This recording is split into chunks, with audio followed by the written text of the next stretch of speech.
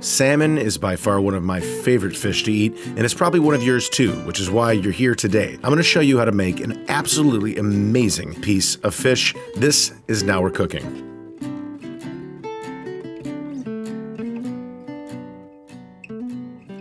There's a reason why salmon is probably the most, if not the most, commonly eaten fish around the world. It's absolutely delicious. Now we're going to take 5 very simple ingredients and we're going to make this just that much better. And you're going to be blown away how easy this is to do. I got to tell you, I've cooked a lot of salmon. This turned out really, really good. First thing we have to do here is we're going to zest some lemon, and this handheld zester is a super handy tool, but if you don't have one, you might have a bell-shaped cheese grater which has several different sides. One of the sides on it is for zesting, so if you don't have one of these, you probably have one of those, and I would highly suggest using that. Now you want to be careful not to go too deep and hit too much of the pith, which is the white part in between the rind and the fruit. If you get too much of that, you're going to end up with a lot of bitterness, and you don't want that. Now, depending on how many people you're cooking for, you may want to adjust the amount of some of these ingredients.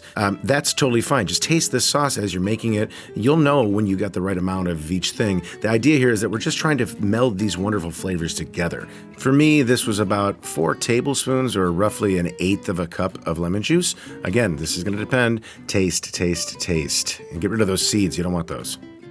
We're also going to be using about 1 tablespoon of fresh chopped dill. We're going to add that and our lemon zest into a container with about 2 to 3 tablespoons of butter. And we're going to make sure this butter is room temperature so it's easier to deal with when we mix this together.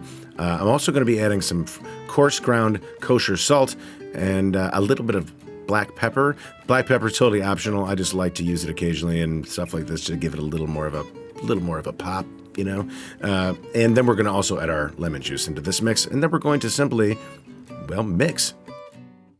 Next, you're going to want to go ahead and get a cast iron pan preheated on medium heat for about 2 to 3 minutes.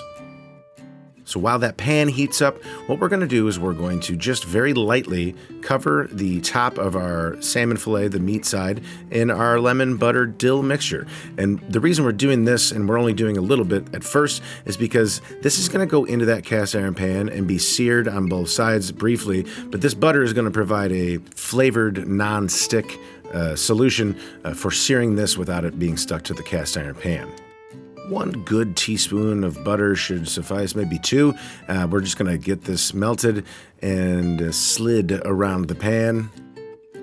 Then you're going to put your salmon in, flesh side down. Remember, we're just searing this. We're not cooking this totally in this pan, or at least not on the stove or not. We're going for about 2 minutes per side here.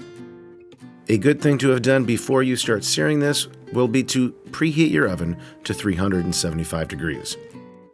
After you're done searing, spoon out the rest of that delicious sauce that we made earlier on the very top of this salmon fillet. And we're also going to, if you would like, add a little bit of asparagus to this. And we're going to put it right in the pan next to the salmon. And we're going to give it a little bit of a coating of that sauce as well, as this sauce goes great with asparagus too.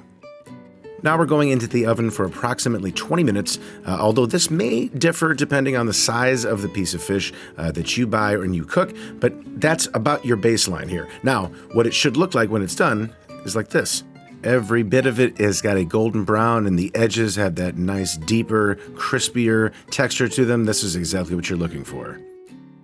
All that's left to do now is enjoy.